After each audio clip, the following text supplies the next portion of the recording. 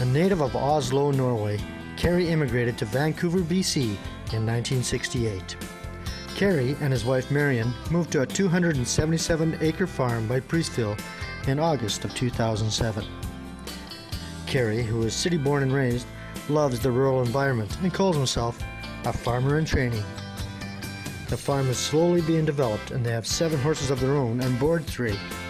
In addition to 3 cows, there are 25 laying hens and an assortment of pigs and sheep. They also raise boilers, turkeys, and geese for their own consumption. Marion is the cowboy, says Kaare. She likes being around the horses and they like being around her. She is very gentle with the horses and rewards them with treats for good behavior. Kaare joins her on the occasional ride on his trusty one-eyed horse, Spur. I came here to Canada when I was 25 years old. My family is still back there. I got an identical twin brother back there.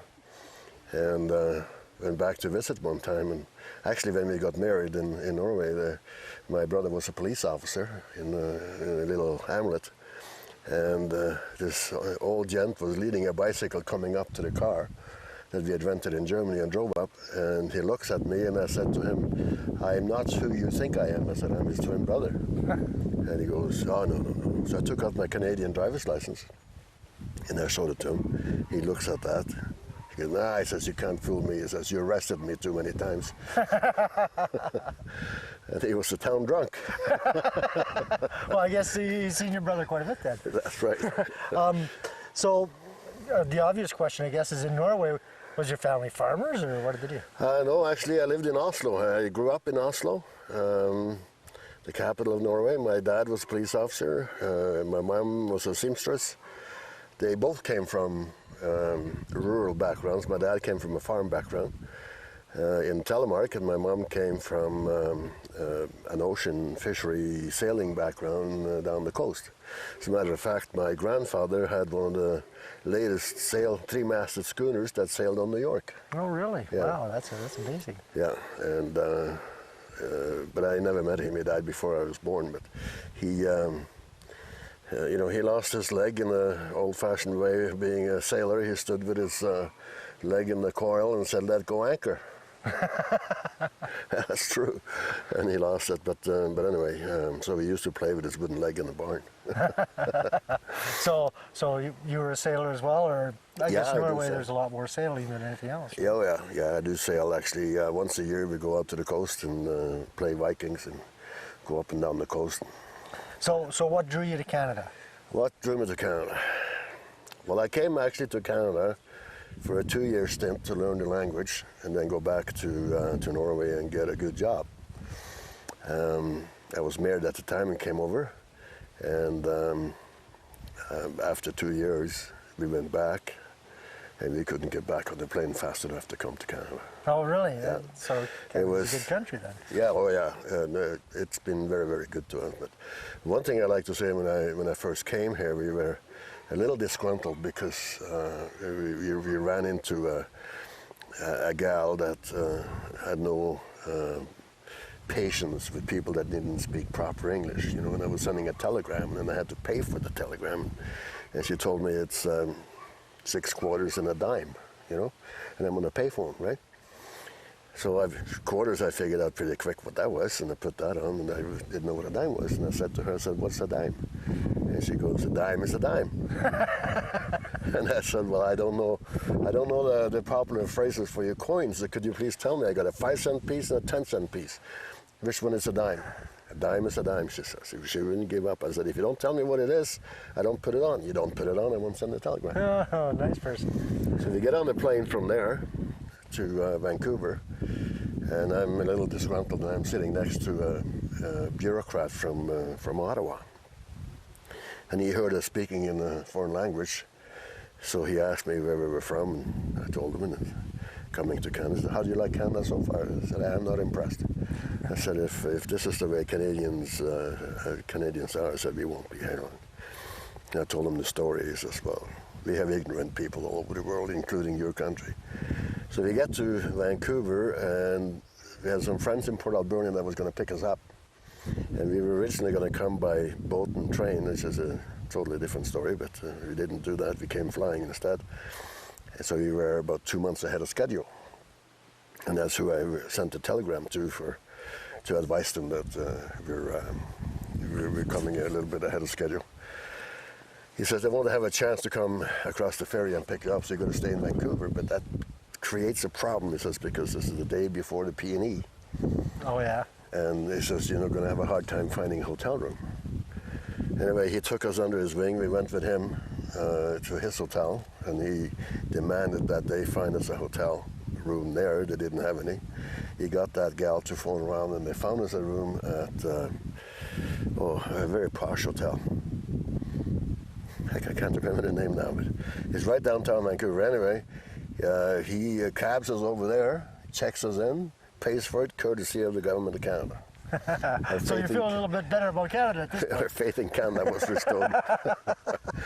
But we came off the plane, and I see this big sign, and it says, "Drink Canada Dry." And I go, my God, have I picked the right country or not? Excuse me. Yep. That's funny. So then, I guess, how did you wind up in Priestville, Saskatchewan?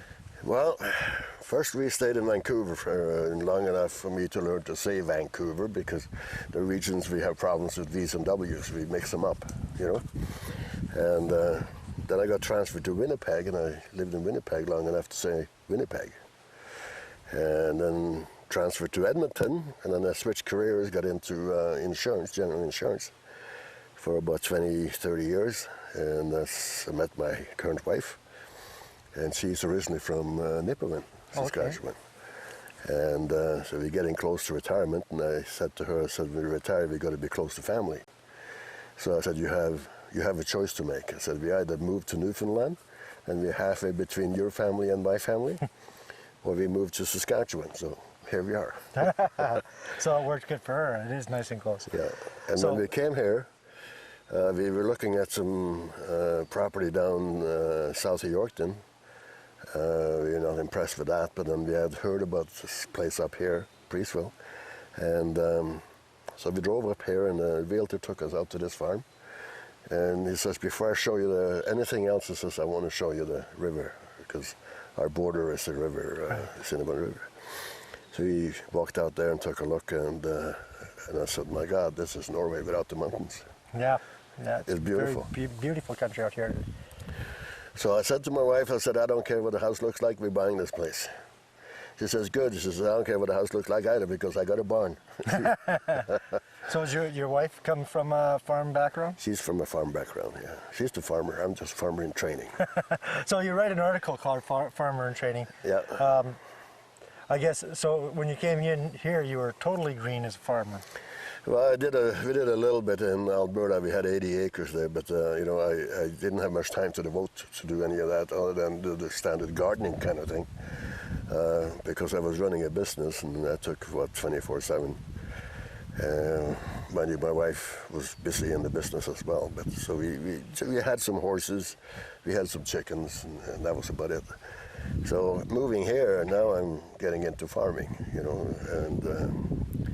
and it's quite interesting, because you know, my tools were a pen, a pencil, a calculator, and a ruler, right? And I know the tools. It's the application that I have a problem with, or used to have a problem with. So it took me a little bit to get the hang of things, and get what I would call in my previous career the street smarts to do things and get around things. And I guess in this case it'll be the farmer smarts. Tell me some of the funnier events that have occurred while you become the farmer in training. Well, first we were gonna rearrange the barn somewhat, you know. The previous owner was running cows and had to set it up for calving and stuff like that, so we didn't have horses. So we went in to make some changes in the stalls, and my wife is on a ladder, a step ladder, and she's pulling nails on a board up, and I'm cutting a board down here with a handsaw. And It was like the Two Stooges. We were missing the third. But I didn't know she didn't use the stepladder as a stepladder. She had leaned it up against the board that I was sewing on. And of course the board came off, the ladder went, and she managed to hang on to the board. And she said a few choice words we can't repeat, but when the dust settled, we had a good laugh about that. That sounds funny. Yeah. Tell me about your farm. It's 2 quarters. Like I said, we run horses. We have some milky cows.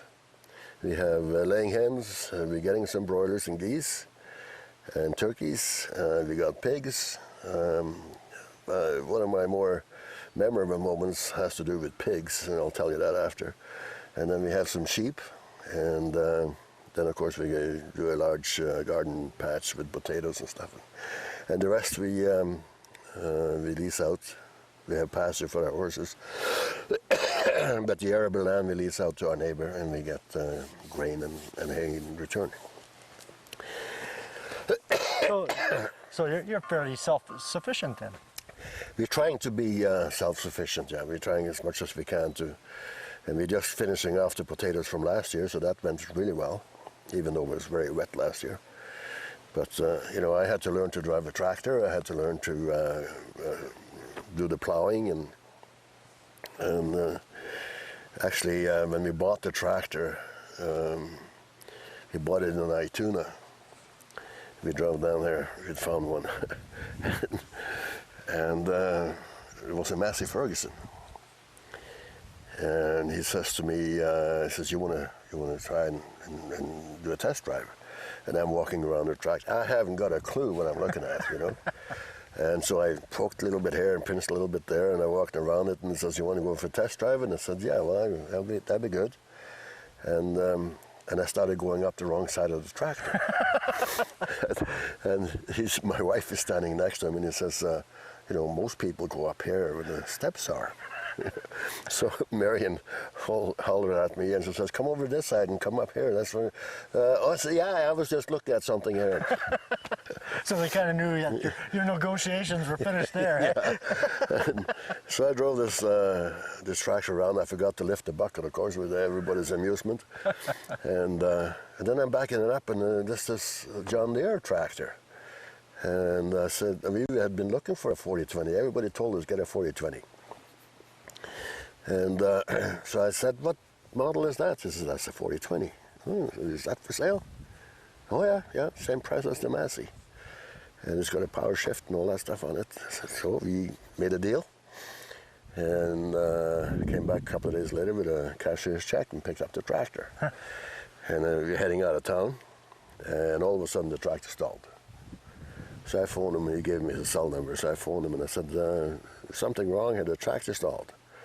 He says, how many RPMs were you going, and what gear did you have it in? So I told him, and he says, yeah, you stalled it. So I learned all about the ratio of RPMs and gears and all that. That's just things you never think of until you actually have to do it. And she was behind me with the truck, and I'm driving the tractor, and the front wheels were a little wobbly. There was a good play in them. And took us 6 hours to drive that tractor back. And every time somebody passed me, I have never seen so many middle fingers in my life. Because every time they tried to pass me, I started drifting over to where they were, you know. My wife is